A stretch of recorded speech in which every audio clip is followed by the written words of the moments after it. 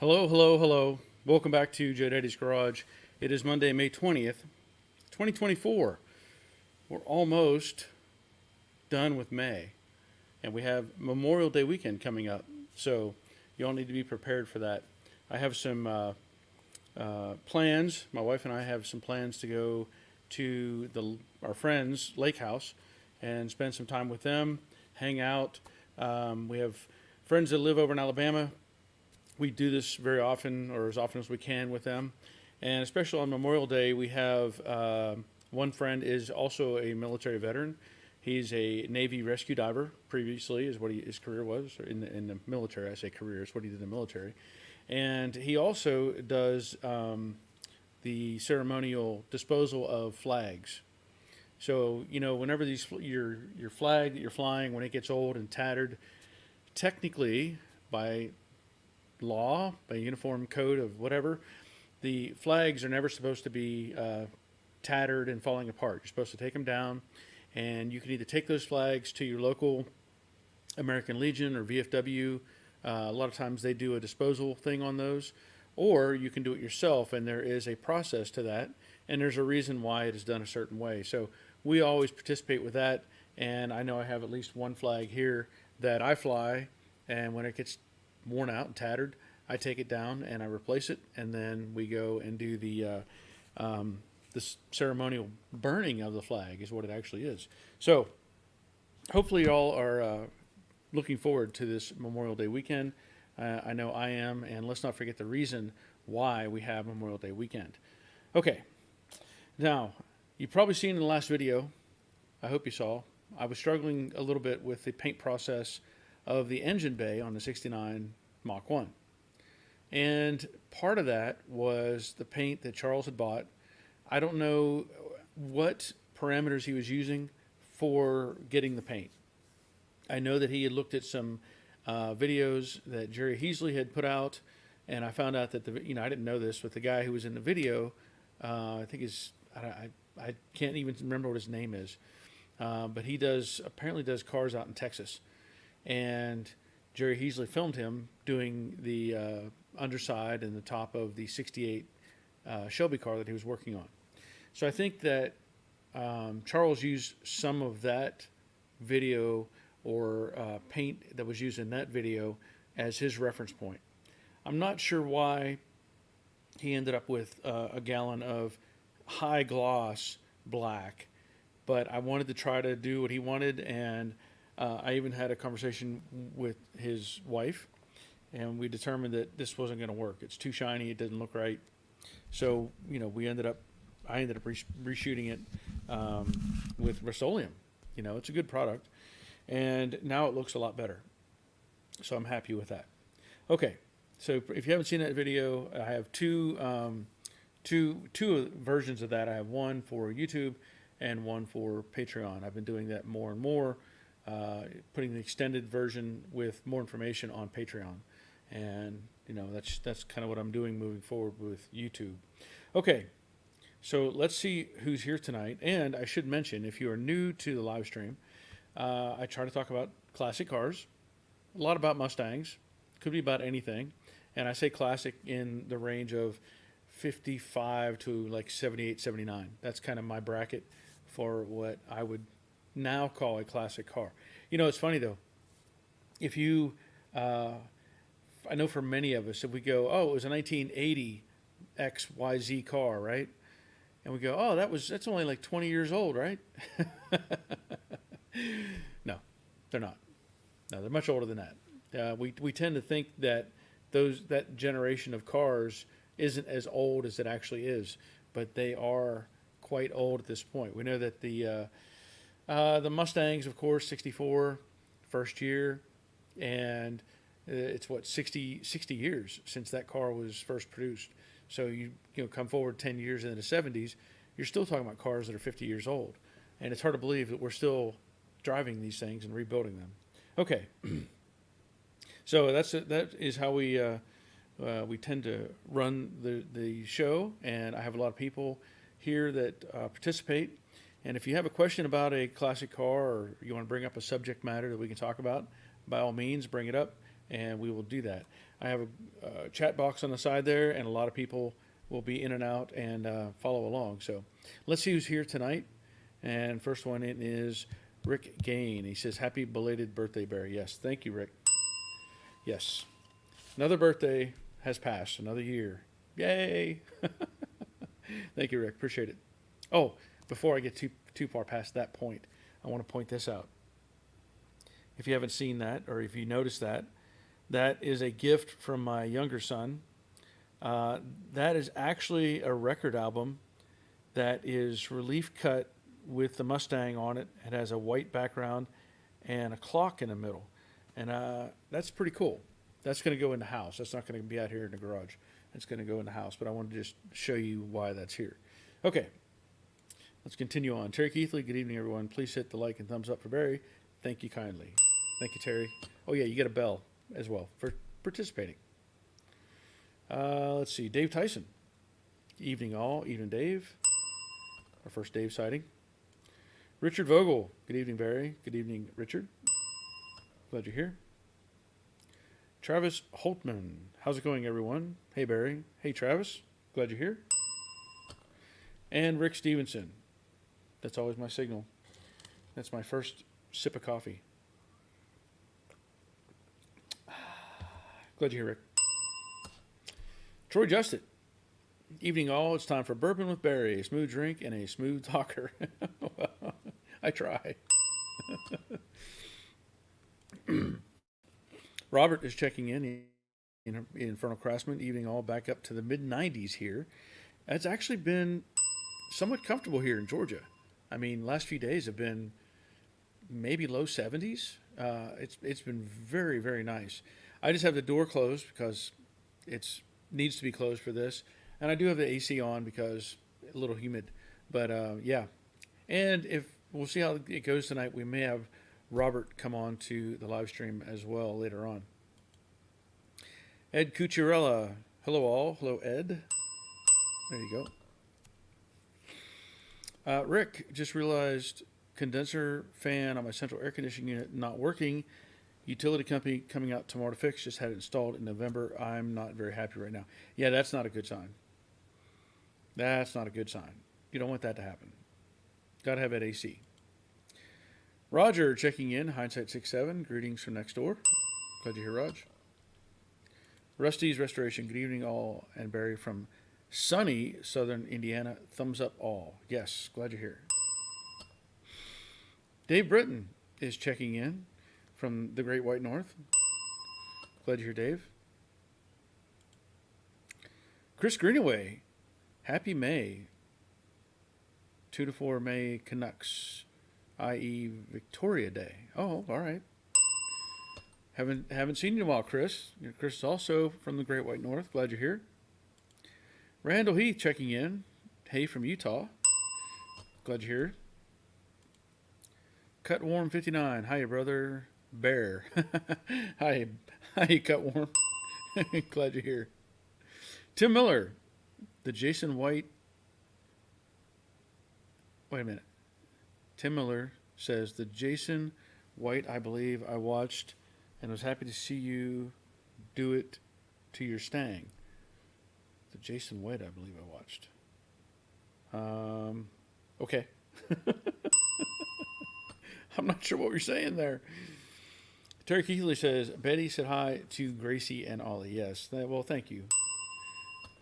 I'm sure they would say the same if they could. Travis says, he says, hey, Wendell. I think he means hey, Randall. Also from Utah. Awesome. Steve Reed. Hello, Barry and everyone. Hello, Steve. Glad you're here. Travis says, sorry, Randall. Got it. Troy, what's on the back burner when the 69 is gone? Okay, that is a good question. And I've talked about that a little bit before, but it's worth bringing up again. And I think my timeline says that I need to do the 68 Camaro, finish it, and get it gone. Pretty sure that's what my timeline says. From there, I don't know specifically. Obviously, I want to get some work done on my 69 Mach 1, and I will. But I'm also looking at some other potential projects. Of course, the 67 that I have that needs to become a fastback, that is on the agenda as well. So depending on how things go and the opportunities that present themselves, right? Because there's a difference between doing one for myself and doing one for somebody else. That's just the reality of it. But I do want to get the 68 Camaro done and sell it and clear it out of the space that it's in. But yeah, that's kind of where I'm at. That one, maybe the 67 fastback conversion, maybe. And of course, try to get the 69 worked on as well. And the 69, it really doesn't need much, to be honest. The quarters need to be fixed up. And I think I may have to fight with the fenders and doors a little bit, but nothing like I've done with the Cobra Jet. So that's kind of, I think that's kind of the to-do list at this point. And again, that depends if somebody comes up and says, hey, here's $1 million. I want you to build me this. Okay. That will take priority. So just saying. Great question. Let's see. PR4470. Hi, all from Texas. Well, hi, PR.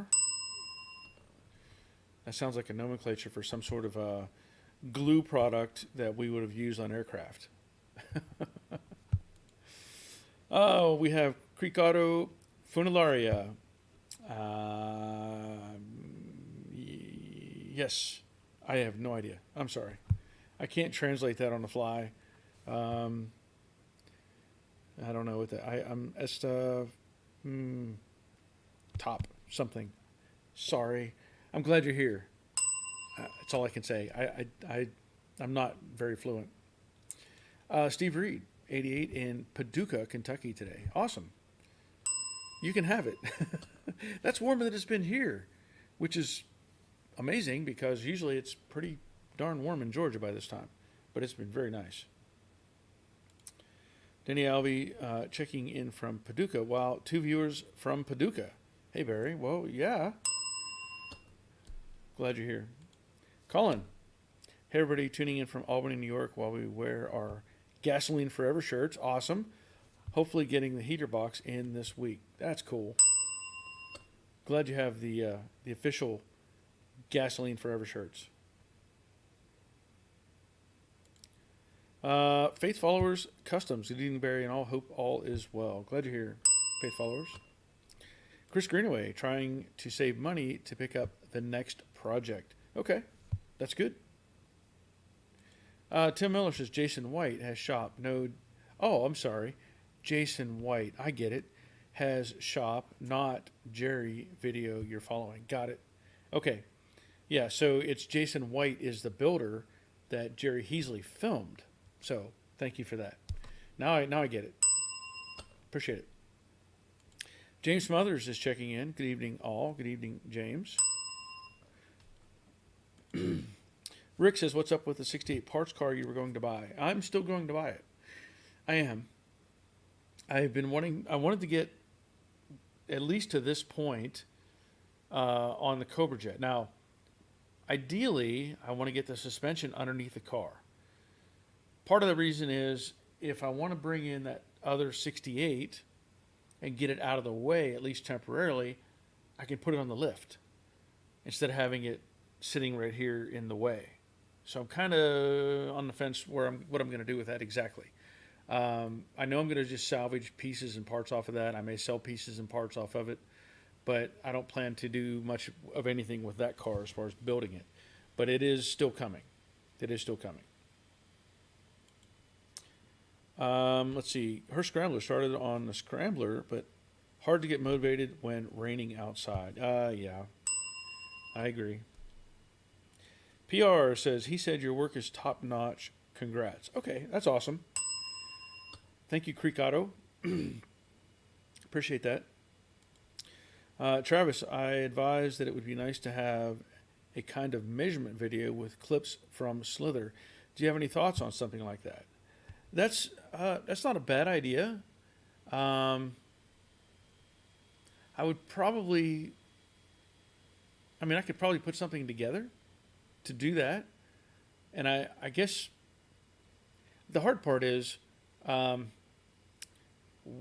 do I use as my reference points? If we're all not, like if I measure something, I might do it one way and somebody else might do it another way. But I can still do that. I can still draw out those measurements. Or I could even use the original car in the back and take some measurements from it, which I have done to build the Slither project. So that's not a bad idea. I guess I could probably come up with something on those lines. I know that there's always a drawing that somebody has, they post and they say, how does this work, or what does this measure? And that's probably a suitable diagram, but depending on what is really needed, like the distance from the firewall to the core support, or the width between the aprons, or the width between the shock towers, or different things like that. But that's not a bad idea. That's not a bad idea. I would just have to kind of, I guess I'd have to kind of draw myself a map to say these are probably the most important measurements, I guess. But that's a good idea.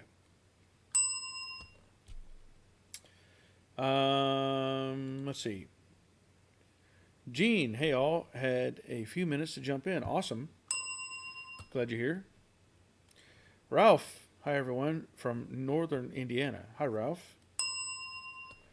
Well, Ralph, I'm pretty sure I haven't heard from you. I assume you got your hat. I'm assuming you got your hat. I'm pretty sure you're the one who got the hat. So, Cutworm says, God bless you, B. How do you stay so healthy? Old mechanics don't last very long. I am proof. I guess healthy is relative, right? I can tell you I have creaky joints and issues with, back problems here or this problem there. And I guess I just kind of work through it for now anyway. It is tough though. It is tough. And having putting in time in the infantry in the Army didn't help me either. That's another thing. It's caused wear and tear in a hurry on the body. So, but yeah, I try. For a period of time, I was actually running I'd probably running 10 miles a week or more. But now I really can't even run. Ankles are bad, knees are bad, but I can walk. So I will try to walk when I can. Let's see. Tim Miller has a yes.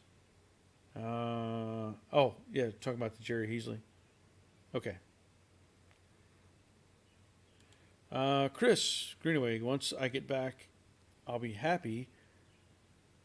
72 Montego GT C6 460, not original, but I'm happy getting one rare dream car. Okay. That sounds cool. Steve Willett. Hello, everyone. Hello, Steve. Glad you're here. I haven't seen any pictures lately of your build. I know we've communicated on that a few times with the Mustang jig and everything you built. I haven't seen any updates on that lately. So I'm assuming things are going well. Stacy Anziano. Hello, Barry. First time on a live stream. I usually catch these the next day or so. This is not Stacy, but rather Tom. I'm here on my wife's account checking in from Fisher, Texas.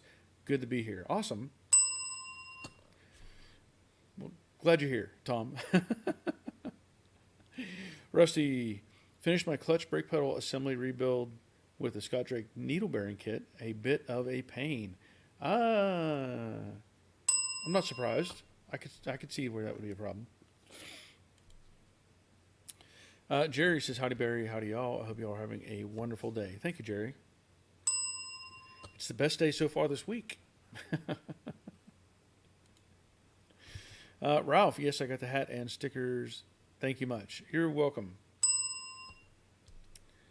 Let's see. James Smothers, Cutworm was a mechanic, 30 years. Only one of two things happened: get hurt and retire, or marry a rich woman. Let's say I didn't marry rich. And Steve Willett, been busy with work and travel. Well, you know, I get it. I get it. I know that those things can get in the way for sure. And even stuff here, there's obviously there's things that get in my way. Stuff like mowing the yard and weed eating and taking out the dog. all those things that are just part of being at home and taking care of the house. Steve says just back from Vegas and the Shelby America tour. That's awesome. I was out at the when I went to SEMA, I went to the Shelby America place there, and they were unveiling a new truck. So I had an invite through another YouTuber, and that was pretty cool. That's when I went to see Ford versus Ferrari it was the first time they had shown it anywhere, and I got to be in that group to see that. That was really cool. So yeah, the Shelby places are pretty awesome. Jerry says usually you can't say Mondays are the best day of the week, so that's a plus. Yeah, best day so far, right? Best day so far. I wanted to show you all something too. I mentioned in the previous video that the plan is to, and here just to show you, so you can get a good look at the Cobra Jet. I'm so happy how that turned out. The whole bottom of it there. Got my light cover in the way, but that looks so good. I'm really happy with how that looks. But I mentioned that the plan is to get the suspension under it, and I dragged the old suspension inside. I start busting all that stuff apart and being careful with it. Obviously, I don't want to break anything or damage anything, but I want to show you some pictures because this is pretty cool. So here's a shot of the passenger side. Yeah, that's the passenger side assembly. So you got the control arm or arms, the spindle, the caliper, and everything attached like it should be. But I want to show you this. I thought this was pretty cool. If you look closely, that is what's left of a piece of safety wire that went through the bolt that mounts the caliper bracket to the spindle. And so that they would have put this safety wire on here. You can see it's not in the best of shape. And then there's this one. And that's below the upper control arm. Again, a piece of safety wire. Now, when I say safety wire, the aircraft industry, it's a little bit more precise. We would safety wire stuff, and it had to have so many wraps. You had to twist it, bend it, loop it so nobody could get caught on it, and it had to be pulling the correct direction, meaning that if you put the safety wire on so that it's pulling the bolt tighter rather than pulling it loose. So anyway, I know that they were obviously trying to use this safety wire and to keep these bolts from coming out. And so I just thought it was really cool that those pieces are still there, those pieces of safety wire. Now, somebody else, I had posted those on Facebook too. Somebody else had sent me a link. I know Robert sent me a link about those, but there was somebody else who sent pictures from a vendor who sells those things, and they look just like that.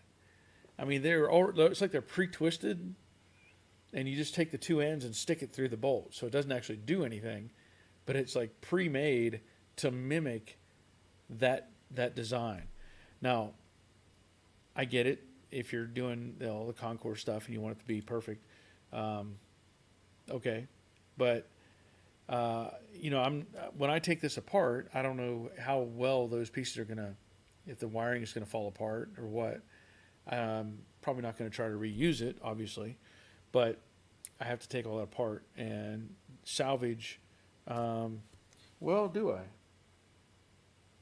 Yeah, I got to take it all apart because I want to take the spindles apart and media blast those, get some paint on them or something, and before they go back into the new upper and lower control arm, so it can be put on the ground. So that's going to be something I need to do anyway. C&J Hoyt, good evening. Good evening. All question for you on 1999 FT50 brake pad pedal sticks on when pushed. Would you figure it's a brake booster or master cylinder or both? Thanks, John. That's a tough question. Now, is it the original booster? Probably the first question. Original master cylinder. I would say you may end up having a problem with the booster. Possibly. I mean, it could be both, though. Yeah, it's really hard to diagnose that.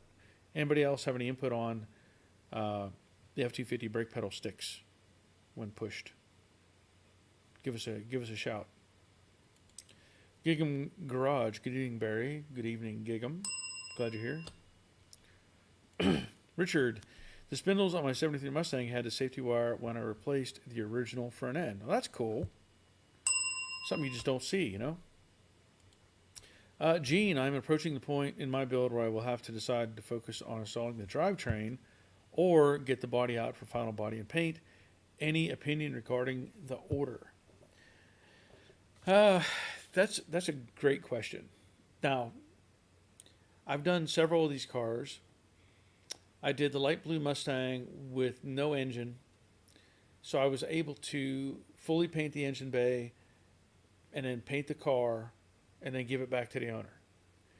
I also did the Mystique Mustang where it had the engine in it, and I did not pull it, but I did the paint work and detailed as much as I could.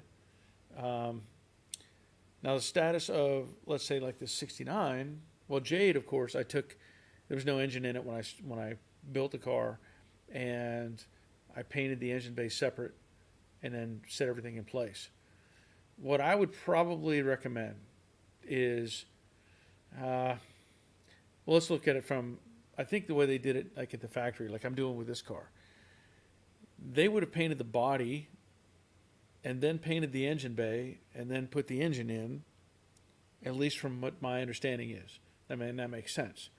Because if you paint the engine bay first, you're going to have a harder time masking that off, I think, than if you paint the body and then mask off the body so you can paint the engine bay.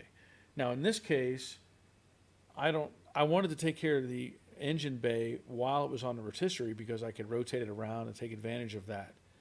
I will do everything possible to mask that off and protect all of it, including the bottom of the car for the most part, because some of it's is supposed to get overspray when it gets painted. But I would probably look at putting the engine in last. Then you don't have to deal with, depending on how you're painting it too. Like if you're painting it in your home shop or whatever, that comes into play as well.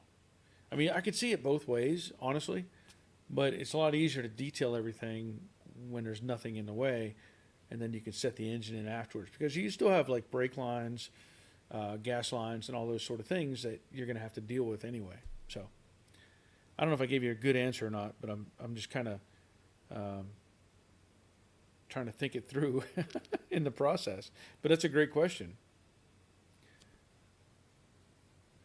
Let me read that one more time.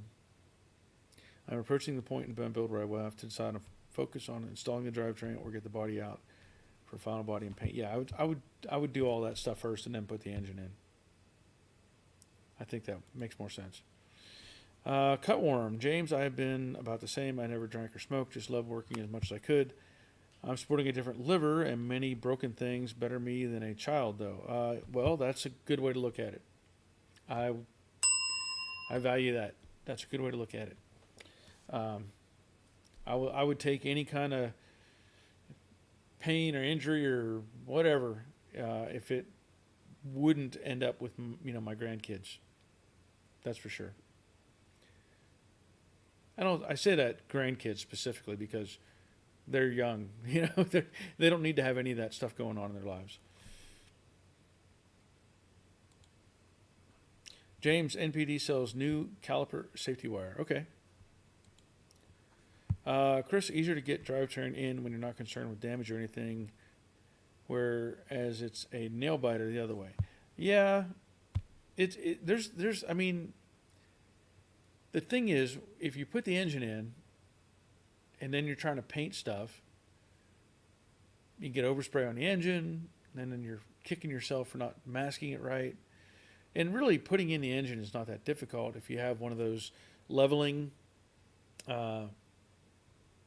engine hoist things. You can screw the handle and it moves the mass back and forth so you can tilt it and then kind of walk it in. I used that when I did Jade, and it was really not a problem. Chris sent an email of a restored or Survivor 72. Mine is a basket car. And okay.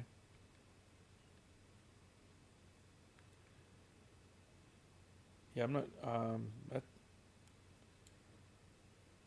You say if that's restored, that's pretty impressive.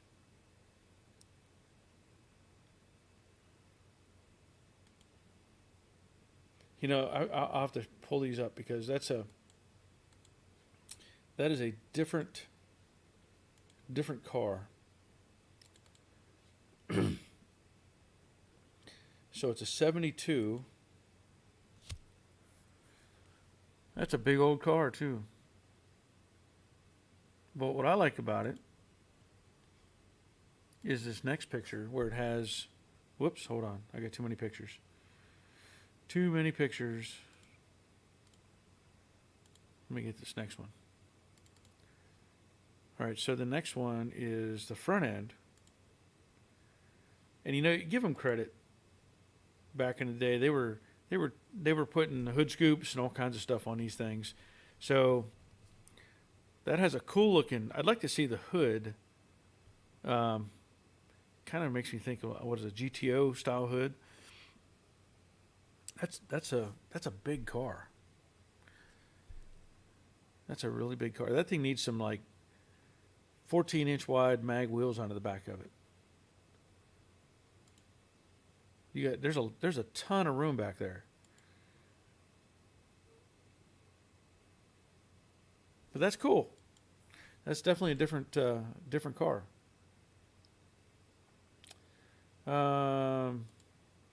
Chris says basket of parts with little knowledge how to put it back together. Yeah. Michael, hello all. Most likely the booster, but make sure you have good vacuum. One-way valve could go bad. Yes. And that's kind of what I was thinking. If the booster were to fail or the valving would mess up, it could be doing the opposite of what it's supposed to do. So, James says NPD part number as for the wire that we're talking about on the spindles. So, thank you, James. C&J says, thanks, Michael. Okay. I'm already starting to get this weird hold on a minute.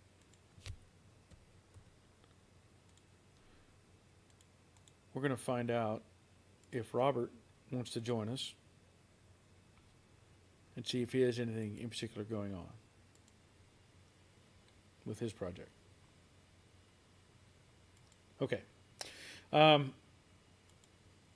Now, the thing too with these new parts that I'm using, and I don't know if I can show you in this picture specifically if you can see it or not, but the you can just see it at the top. The upper control arm, at least the upper, the ball joint on those is actually bolted in, and the modern stuff that comes with everything pre-assembled, they're not. They're riveted in. but there's really no way around that. I mean, unless you want to take something apart, take out those rivets and get some bolts and put in there. But I think I would rather have the rivets in it and just know that it's unlikely to come apart. You know, they must have had a reason for using bolts back then. Maybe it was just easier to put things together, but I'm not going to do that. I'm going to use the replacement control arms, and also the sway bar. I'm going to be using the Scott Drake replacement sway bar. This one is heavily pitted, but all these parts and pieces, they're going to stay with the car. So whenever it goes back to Charles's wife, then she'll get everything.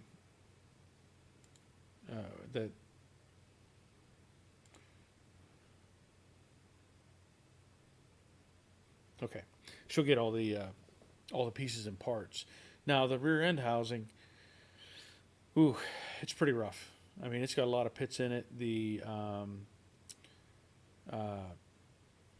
differential, the center chunk, has really, really deep pits in it, which is it's difficult. You don't want to see that. You don't want to have it look that way, but sometimes you just don't have much of a choice. That would have been, obviously the original nodular 9-inch rear end, and I'm not gonna take it apart. I'm not going to even clean it. I mean, I don't even want to wire brush it because it's so bad. And I think that the guy who's going to help out put the car together the rest of the way, he may have some good housings that don't have any pits in them or anything. And so he may be doing some swapping over there. And they probably need to put new leaf sprigs in as well. So when I put it together, I'm just going to put the rest of your end back underneath the car, set it down on the ground, back on it. The spindles and everything, I see James is asking, then the plan is to blast the spindles and probably just paint them. I did have somebody suggest he's a judge in the like for the Boss 302 cars and stuff like that. He mentioned sort of like a gun bluing that you could put on that would mimic how they looked originally.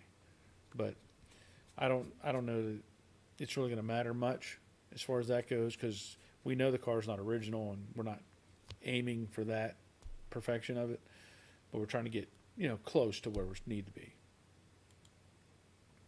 Richard, I bead-blasted my spindles and painted them with Eastwood spray gray. They still look new. Okay. Yeah, I can only assume, because I don't know, that these probably would have been black. I'm guessing. I may have to look into that a little more before I commit to whatever color I'm going to spray on it. Chris, the top of the line engine was a 351 Cobra Jet. In this beast.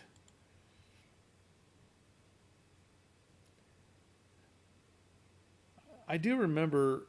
I think I remember my dad had one of those in the junkyard. I don't remember the hood scoops though, but it was. I remember that it was baby blue. It was just a really light blue.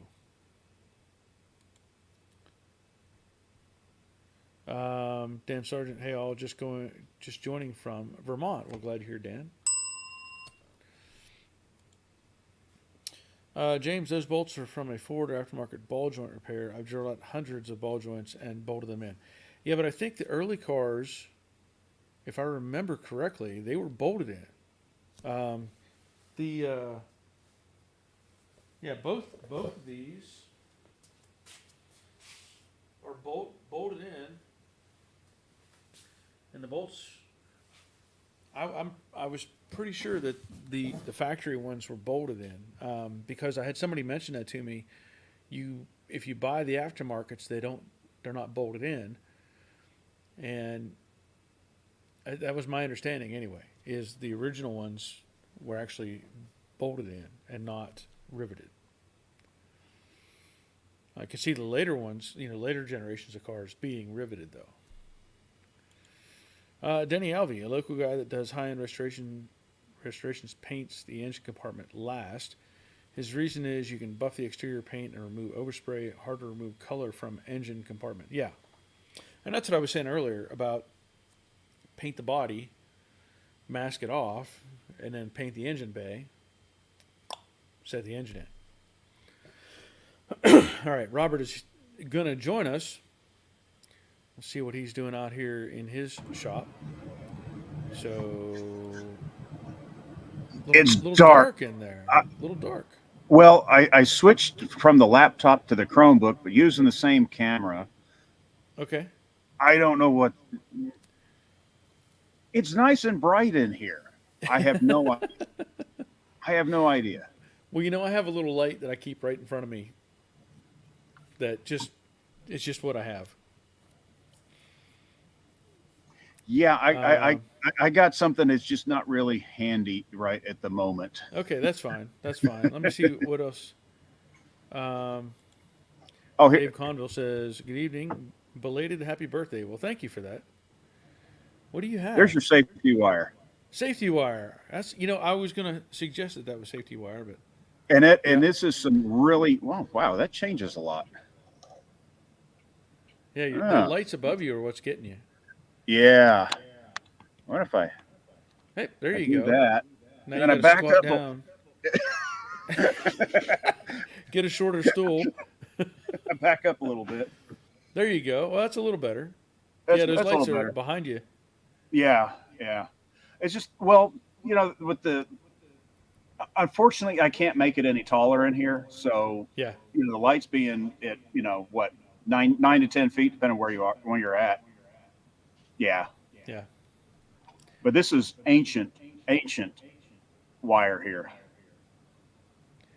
Well, what's odd about that is out at the airline, they would throw that stuff away because it was out of date. Out of date? It doesn't go out of date. It's it's metal wire. It would have to be, but apparently they put a date code on it. So if it goes old, they just throw it away.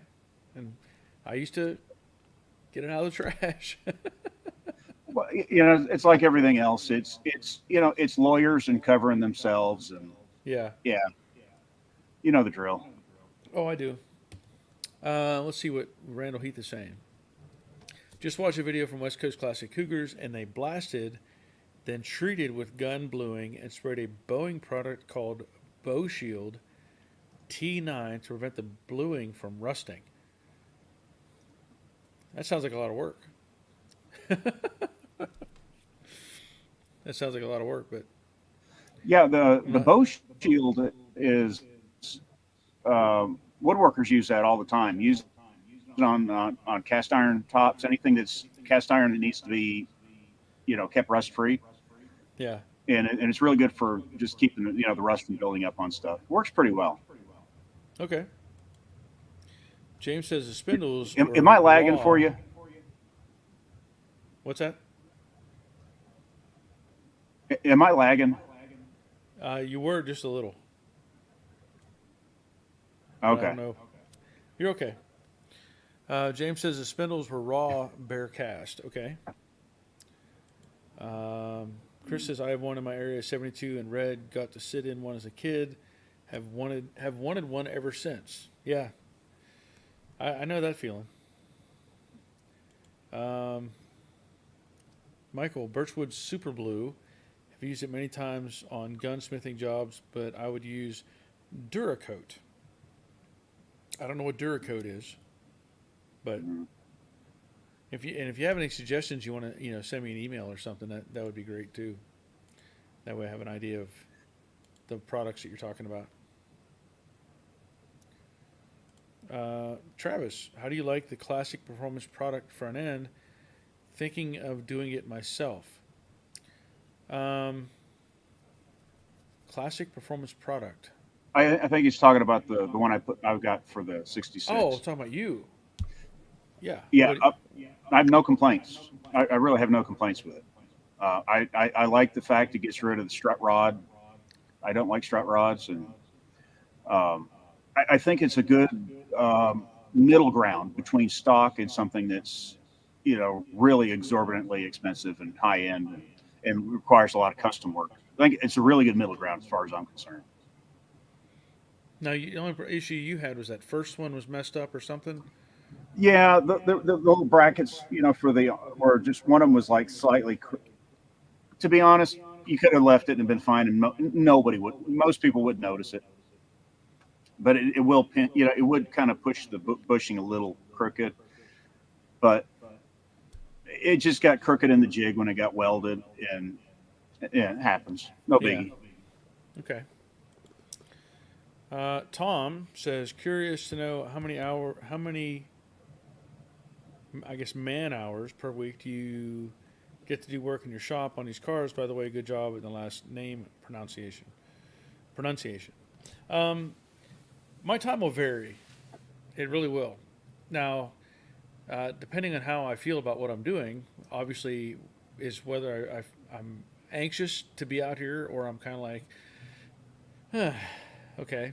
So, because I'm retired, then I have the potential to be out here every day, all day long. The difficulty I run into is stuff like this, or emails, or messaging, or anything else that I'm constantly kind of managing as I go forward. I would say I can easily, easily 6, maybe 6 to 7 hours that I can put in out here if I want to.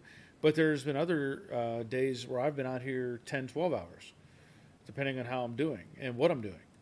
Once I get paint on something, I want out of here. I don't want to be in here anymore. I get wet, vapors and fumes. I turn the fan on. I'll go in the house and play video games. I don't want to be anywhere near this stuff when it's trying to dry out. Oh, geez, So I had primed this little metal dog over here the other day with some I forget one of the it's one of the really well known good European brand primers. I found it in the alleyway next to the house. Don't ask, long story. okay. But I sprayed the thing with it, and as soon as I started spraying, it's like, oh, this is the worst smelling, strongest spray can stuff I've ever used. Yeah, And it's that's just why that's why somebody threw it out between in the alleyway. They were like, probably. "Get this crap out of here." Oh, it was horrible. I'm serious. It was as bad as any two-part stuff that you mix up. It smelled. It's just like, and I'm just, this is 30 seconds of painting. All I've got to do, and I'm like, oh, okay, I got to go. I Yeah, couldn't stand it. yeah. I try to avoid any kind of fumes or vapors. Now, I will say that I'm a glutton for um, grinding and like grinding dust. I know I should wear a mask more often, and I don't. Hmm. But I usually try to have a fan blowing on me and blow it away.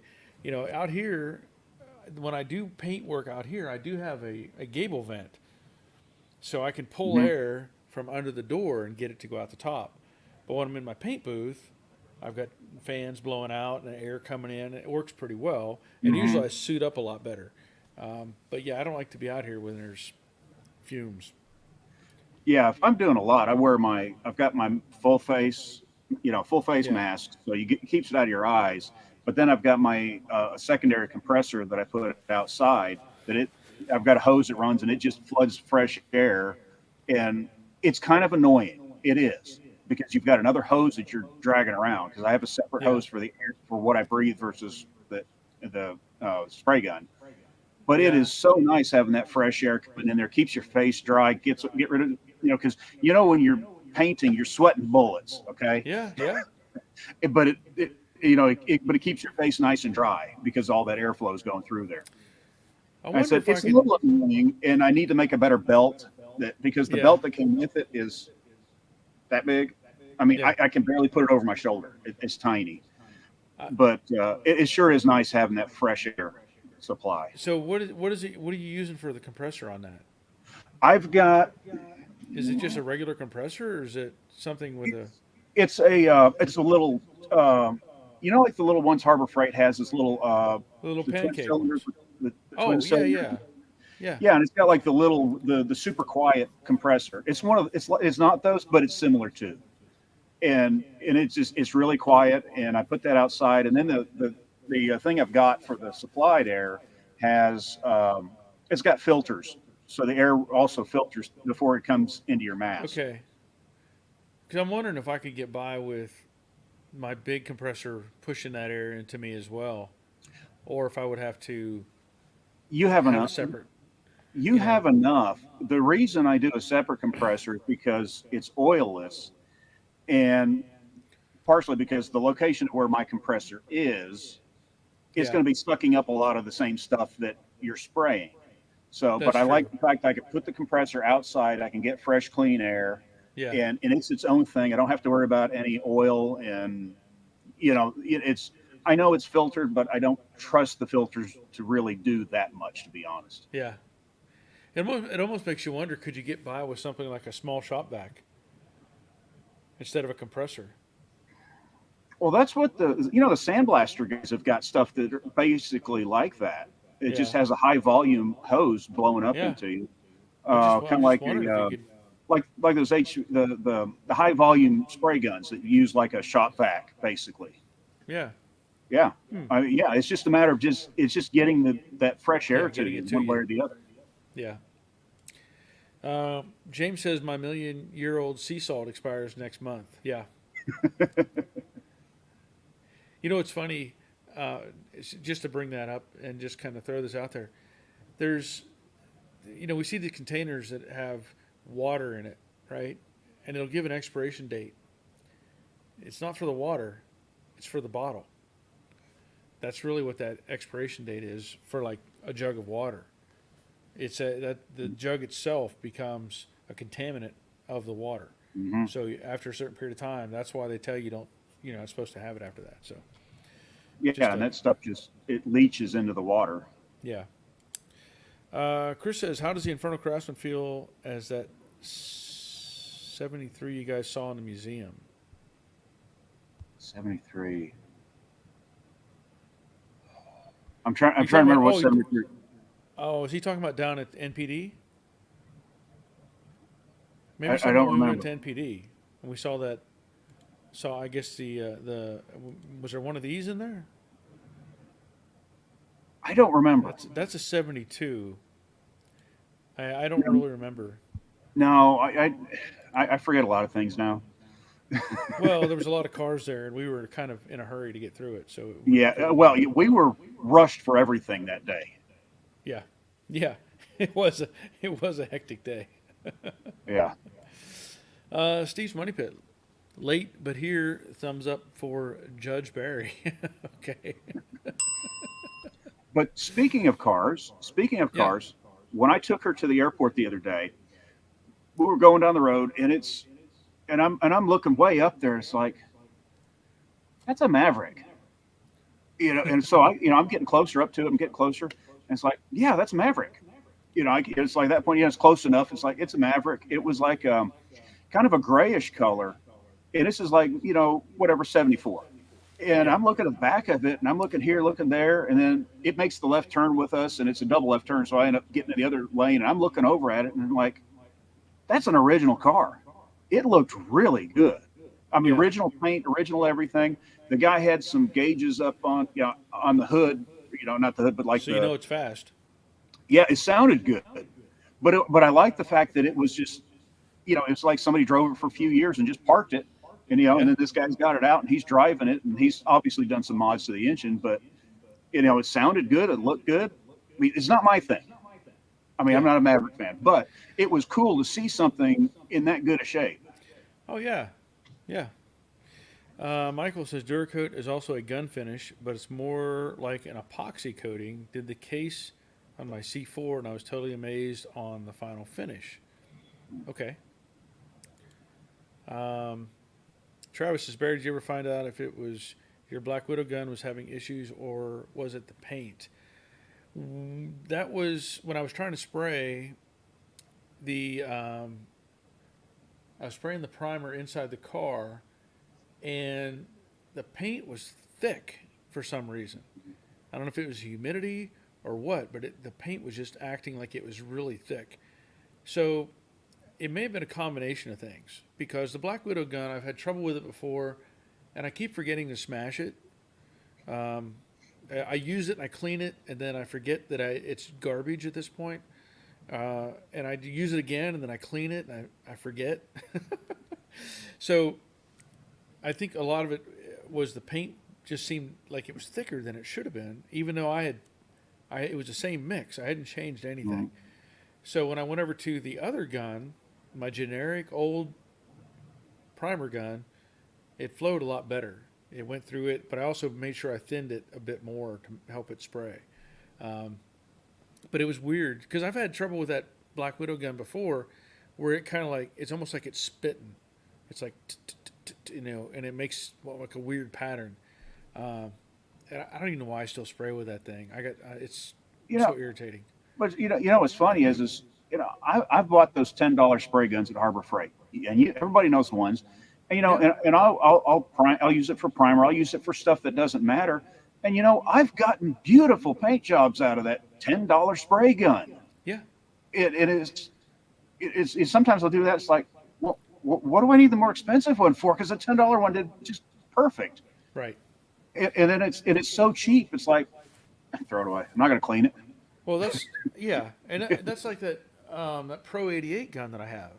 Mm-hmm. It comes with 3 different tips. Yeah. And so when I was doing the Bronco last year, I ran into problems with the Black Widow gun.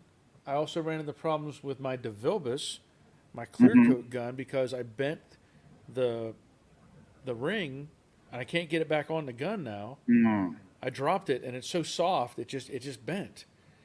When I painted my El Camino years ago, it was one of those I had to do it that day no matter what. And I had my DeVilbiss gun, and I'm doing this. It's like there's something wrong with the spray painter. It's just something odd with it, and that's why it never turned out that great. And afterwards, I just like I got to get some paint on it no matter what, because I had to. And then I'm looking at it afterwards. I take the spray cap and I'm looking at it, and there's just a tiny little dent, on the little tube where it kind of sticks out where the needle comes in. And it was just the tiniest little bit. And it was like, yep, that's all it took.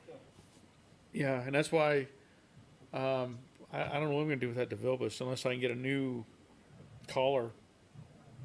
When I was cleaning it, I dropped the collar and it bent. And it's like, how do you fix that? Yeah, and it doesn't take much. Yeah. No. Because that is a very precise fit. Yes. Yeah.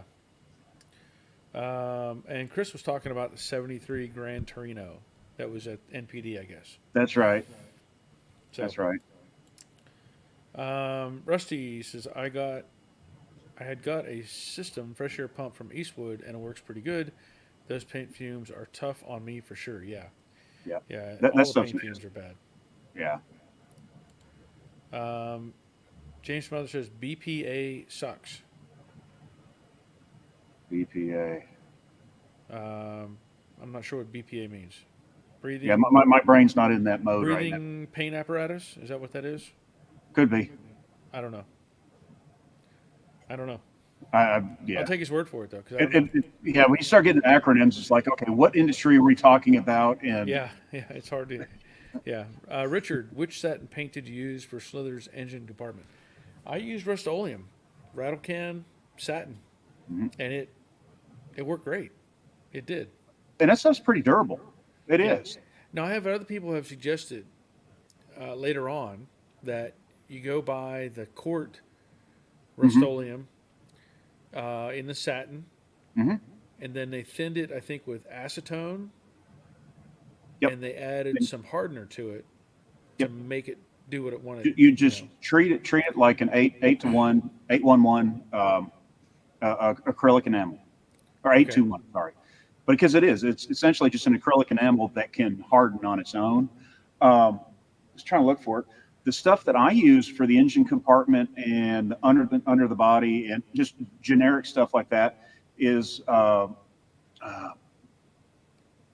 oh shoot, it's you can buy it at a tractor store. It's a tractor. It's a tractor Okay, maintenance tractor paint. tractor Yeah. enamel, and it is it's either I think it was a satin or flat. I can't remember which I bought. But then I got the hardener I used for it was the lowest gloss hardener I could get, because a lot of that, you get the super high gloss hardeners, which totally ruin what you're trying to do. Yeah. And actually, when I painted the rear end, all I had was the high gloss hardener, and nowhere near the nice finish that I got on the engine compartment.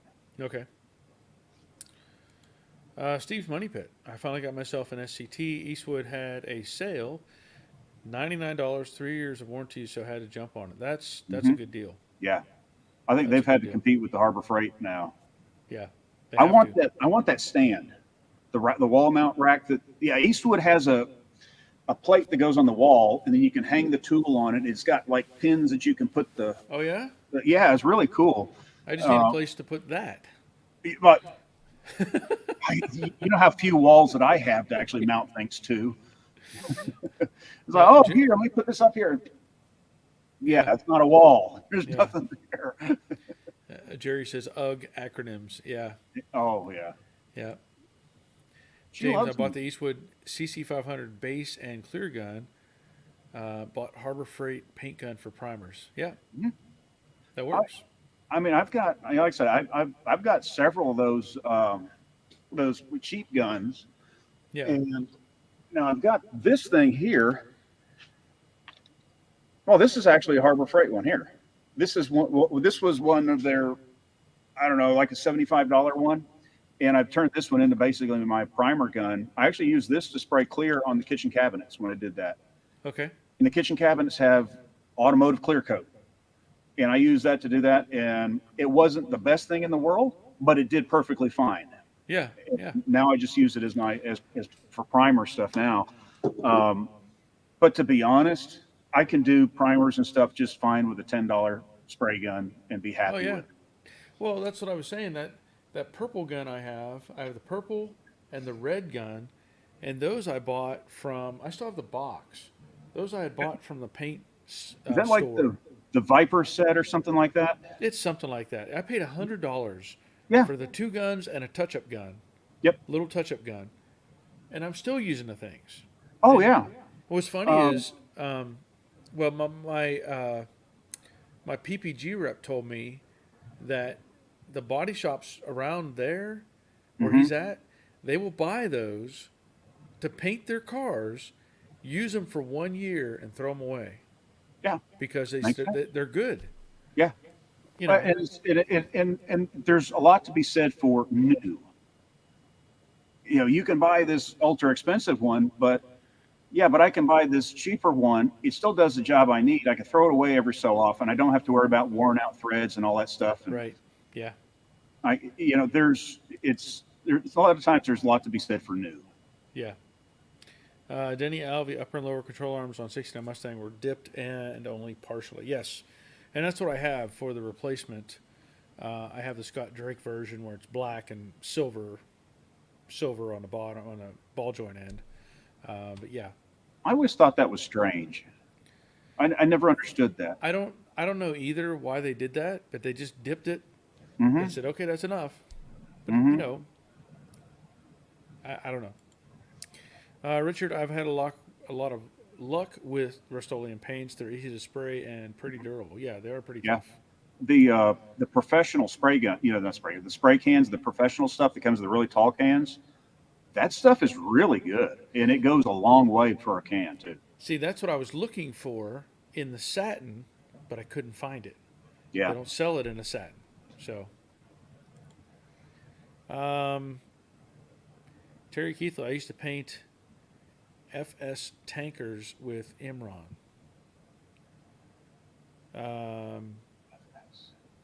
Okay, I don't know what FS is. Another Fire station.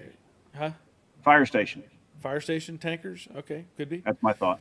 But Imron, that was a tough paint. That was. I don't know if anybody ever uses Imron anymore. That was the thing that people used to say, yeah, I'm going to have my car painted with that. Yeah.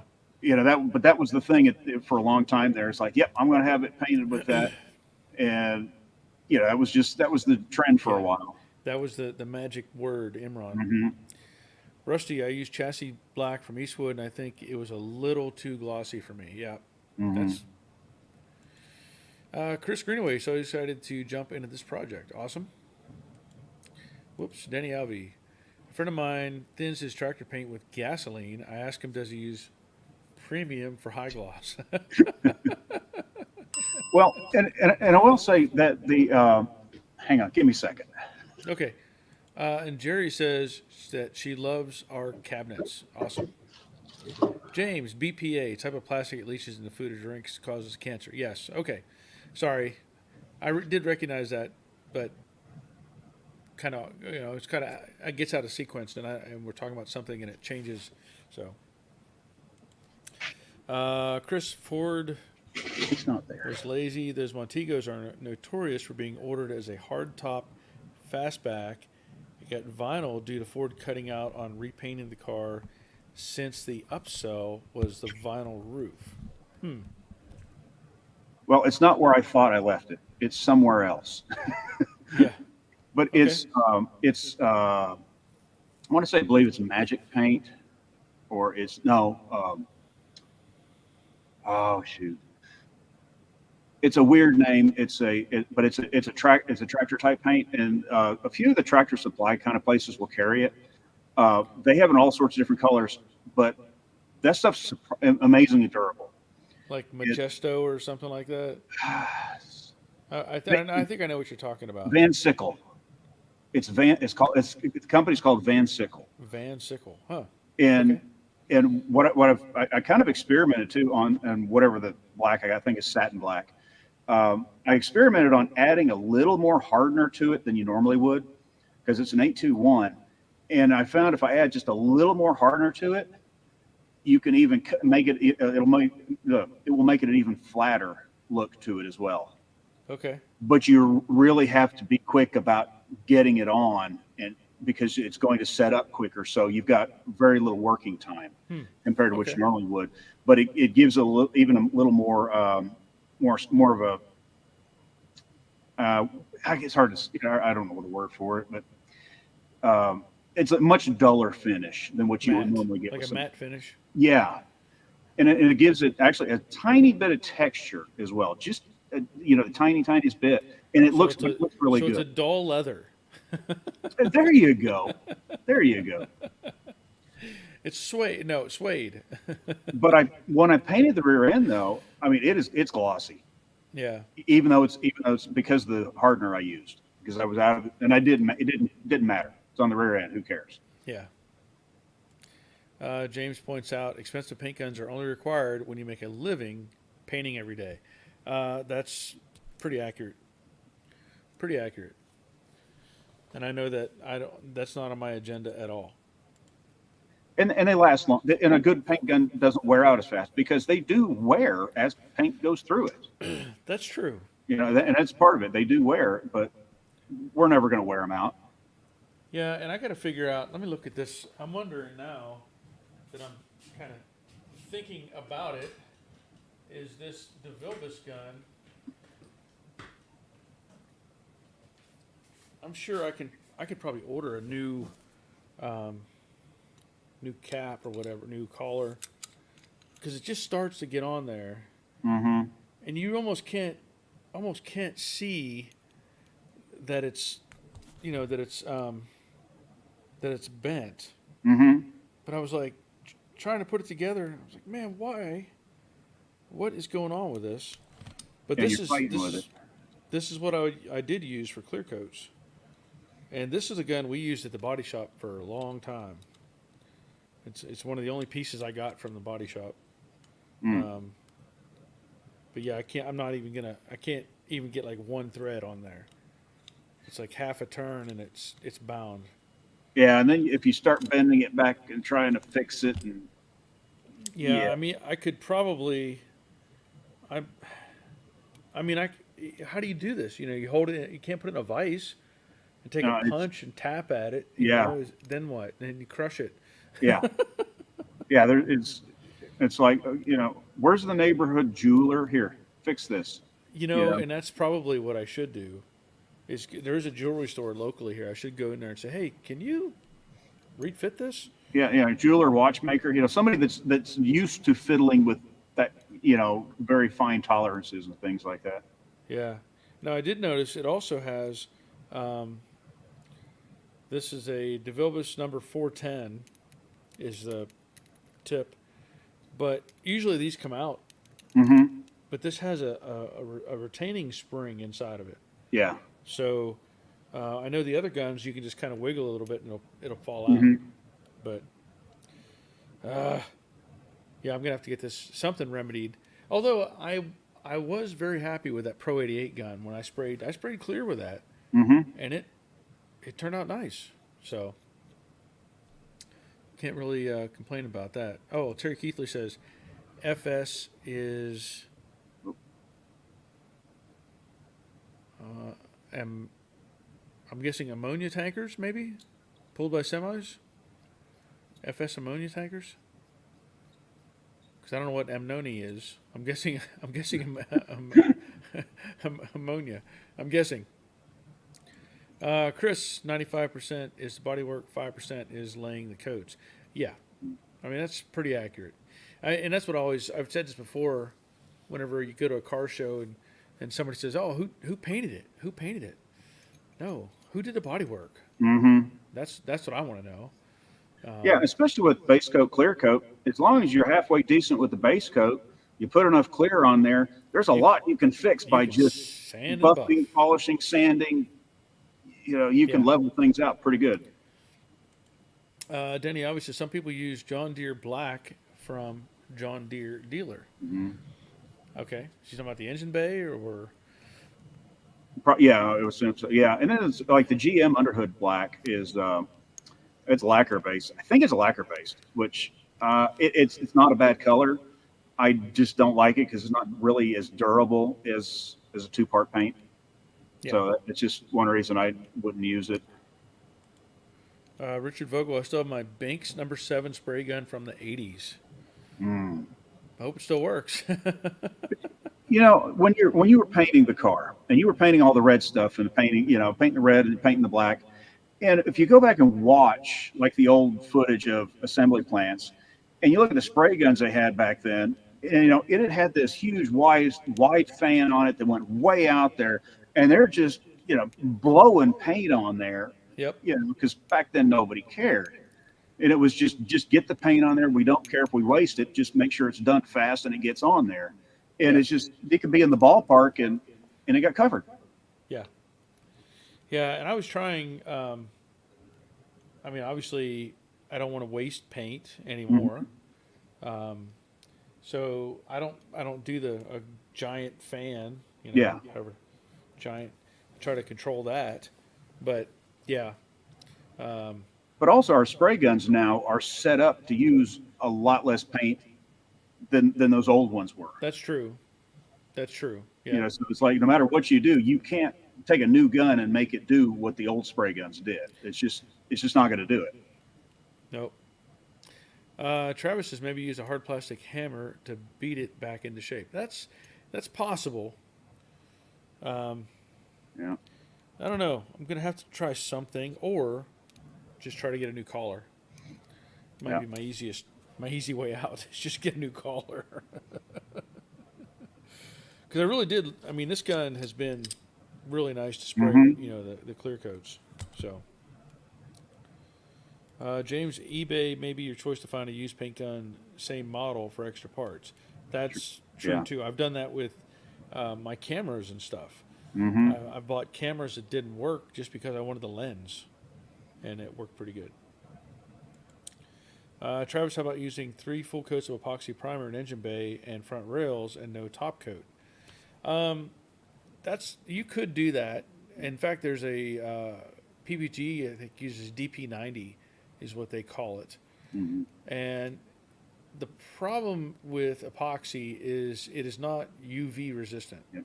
It's going to chalk. So, what's that? It's going to chalk up over time. Yeah, it'll chalk up.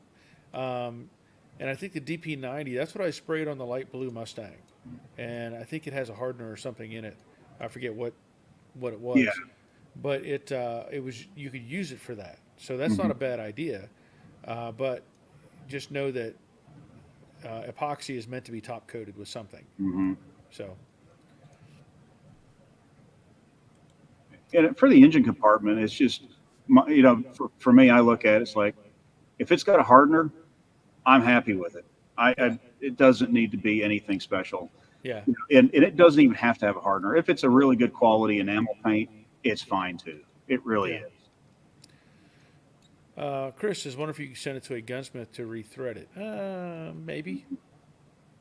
That's a possibility. But it may not be worth it. I may be able to buy this little piece here for 20, $30 as Yeah. opposed to paying somebody 50 to rework it. So, The hardest part is if it's like I'm thinking, the little clip that's in there is one of those spiral ones that you have to pull up an edge and then kind of work it around. I think it's going to come out pretty easy, actually. Okay. I can see there's the two ends of it. Oh, okay. All I Because got to do, and it's like it's got one, two, like a 6-sided stop sign oh, on okay, okay. each, like Because 6 sides. So I, it's yeah, because I've got ones that are it's a full full like circle. double turn, Yeah, and then you have to peel it apart, get one edge, and then just work it around. yeah, And those things are a pain in the butt. They work great, but they are hard to take off. yeah. Brian B checking in. Hello all. Hello Brian. Glad you're here. Dave Tyson. Just keep the hood closed. Yes. No, you don't get the chalkiness. Yeah, you can do that. James not wasting paint at $1,000 a gallon yet. Yeah, some of the stuff is a That's fortune. Yeah. that's. You know, it's funny though. When we painted PPG Vibrance back in the early or mid 2000s, we did a Camaro with that stuff. That has diamond dust in it, and back then, that was $1,000 a gallon. Mm. I can't imagine what they're charging for Vibrance these days. I was getting a tube of this right here, Yeah, getting that at the body shop one day, and I was in there, and somebody was ordering. They're back there working on something, and they were talking about it. Said, "Yeah, this guy's ordering this gallon of paint," and he said, "Yeah, he's running through all this and that and the other. It's whatever stuff it's got in it," and he said he's going through it. It's like we've already got $1,500 a gallon right here for this gallon of paint, and we still haven't added up all of the the little things that yeah, he wants done to it and the different additives. And I mean, there's nothing that I own that I will ever own that I need a $1,500 gallon of paint put on it. yeah. But the problem is, finding a good alternative, not the best, Yeah. but a good alternative. Um, you got me thinking. I was trying to remember. Um, there's another guy locally here who builds Mustangs, and he had always used PPG. He's a painter, Hmm. and then he says he's not using PPG anymore. He went with this other brand, Hmm. and I was trying to remember what he told me because the I'll have to see if I can find it, but Yeah, because there's a number of different brands. he's But using Imperium. I've heard of that. Imperium. I've either heard of it or I've seen it. I may have been maybe in the paint shop actually, but I've seen it. But it's kind of like it's either PPG or DuPont for most people. It's Yeah. one or the other, and use what you like, or But Well, and it's like this. You can use use PPG this and PPG that and PPG Mhm. this and PPG that, or does it matter, right? Yeah, I mean, they tell you that you want to use the same whatever product line, but like I've done on Jade, I used Summit brand epoxy, hmm which is what Kirker or something I think is who I makes it. think no, don't take my word for it. But I Yeah, think it's made by Kirker. I but mean, could be totally wrong, but that's just what yeah, but I sprayed what I that, and I'm like, epoxy's epoxy. Once it's dry, yeah. it doesn't change anything. You No, know, um, it's when you do wet on wet stuff that I might get worried. you might get worried. And I've actually had conflict with wet on wet with PPG using their products and having some problems. Mm. So I may look into this Imperium just to see what how it prices. But if he paints for a living, so Yeah. he knows what he's talking about. But we'll find out. But next time I get up to Oklahoma to that paint store up there, I'm going to ask him, say, hey, do you mind if I videotape in here? Yeah, Because that paint store that I get from, they've got, you name it, they got it. And not only that, is it's not all behind the counter. They've got yeah, it all on nice shelves and a couple of rooms in there. You can yeah. go through, and everything has a price written on it. Okay, And it's just but they have, if you want high end paint, they'll do that. yeah, If you want the stuff that they do, they have stuff that, and I'm not sure what it is that they use, but they'll mix up paint. And that's right. what I use, like for the inside of the Mustang, was stuff that they, one of their colors that they mix. And they've got a few house colors, a dozen or so house colors, that just basic colors for stuff. And I want to say it was a gallon of paint, gallon of reducer, a quart of hardener, a little hundred and something dollars, a little over $100 and that's an acrylic enamel. Yeah, But no complaints with their paint at all. I yeah. mean, and they Well, do basic. there's a paint store that I've been to up in the next town above us. I can't. I mean, I get a buzz before I even open the door to the place. Unbelievable Yeah, how potent that place is. and this one was not bad at all. Their store, they keep it really aired out. But I know what you mean. I went in one of our paint stores that's gone now. One time I went in there, and the first thing when I walked in the door, the first thing the lady did was she said, "I apologize. My husband didn't vent out the building this morning." Well, Because it was just like boom, right in the face. these people running it, they didn't even notice. They can't smell it. That's how Yeah. ingrained it is. And I'm like, Well, geez, yeah. have you ever been to a leather works, like a boot repair place? No, I have not. Think contact cement. Oh Just yeah, just yeah, just open jars of contact cement is all you smell in those places. yeah, And that's really good stuff to be breathing too. yeah. Daily, yeah. Yeah. Rusty, I sprayed the underside of my hood and used a new spray gun for the first time. I didn't clean the gun with cleaner first and got fish eyes. Yeah, Oh, yeah. You got the oil that was still in yeah. the machining Can't oil. do Yeah. that. Sorry, had to respray. Yeah, I've had to respray a few things. Robert, what is this videotape stuff you speak of?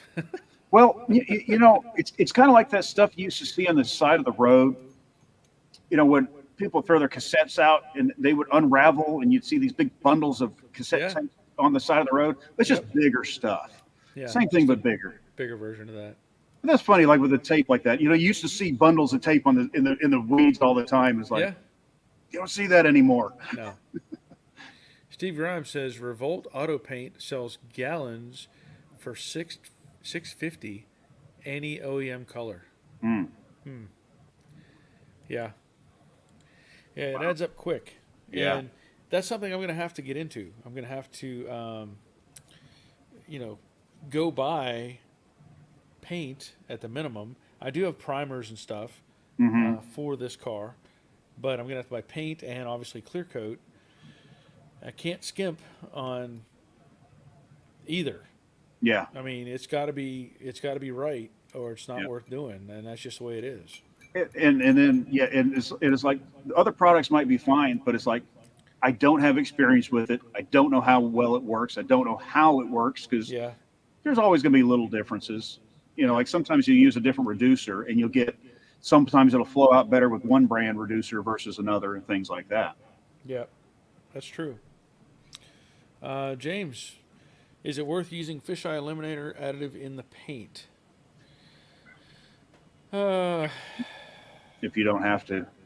Yeah, I mean, I can't answer that. I really can't. I've never used it. My theory on anything like that is if you don't have to put anything in there, don't. Yeah. Because and anything can possibly cause an issue. Just make sure you keep silicone away from your car and clean it really good Yes. to get it off. That's the biggie.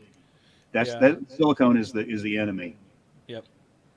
And on that, you brought up about the Windex. Yeah. And I've got nothing against the Windex either.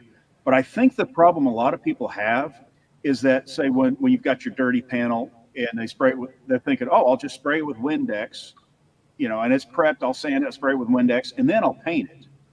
I think a lot of people don't think about, oh, you need to, still clean it with wax and grease remover in between that to get the residue off from the Windex.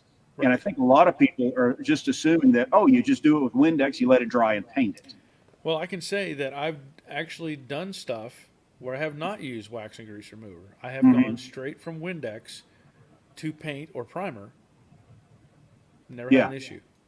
Oh yeah, it is. But I could see where people could say, "Oh well, gosh, it's gonna mess up." Mm-hmm.